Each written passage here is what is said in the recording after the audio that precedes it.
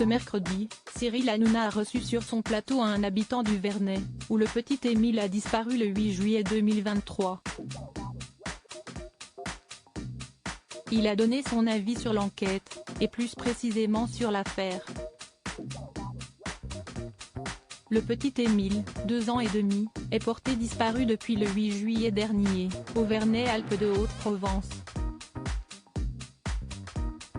Si les enquêteurs s'intéressent désormais à une grande dalle située non loin de la maison de ses grands-parents, le mystère reste entier concernant cette affaire. Ce mercredi 13 septembre, Gilles, un habitant du village, qui y a toujours habité, était l'invité de Cyril Hanouna dans Touche pas à mon poste.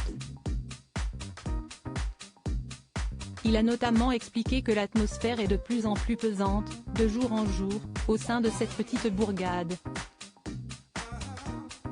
Mais il a toujours espoir que l'on retrouve le petit.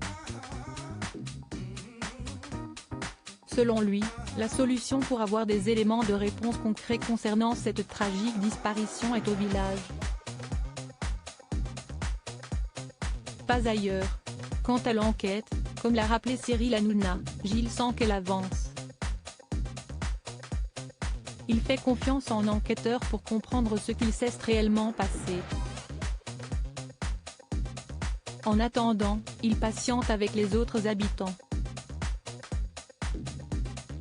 Cette affaire est naturellement devenue leur préoccupation principale. La disparition de Émile, si est le sujet qu'on aborde en permanence. On a envie de savoir.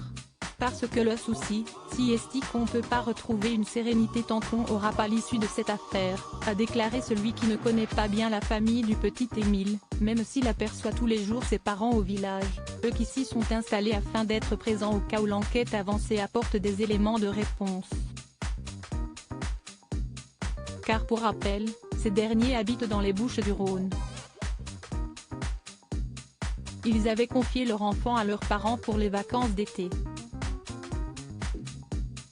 Gilles est également revenu sur l'une des pistes régulièrement évoquées concernant la disparition du petit Émile, à savoir l'enlèvement.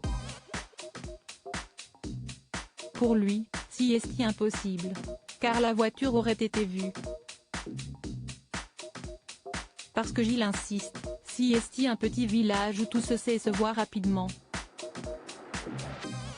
Malheureusement, le cas d'Émile est une triste exception. Quant à sa décision de prendre la parole en public, contrairement à la majorité des habitants, il répond « Les gens sont pudiques. Il n'aimant pas s'exprimer en public, moi je voulais faire passer le message suivant, que les gens nous laissent tranquilles, dans le village.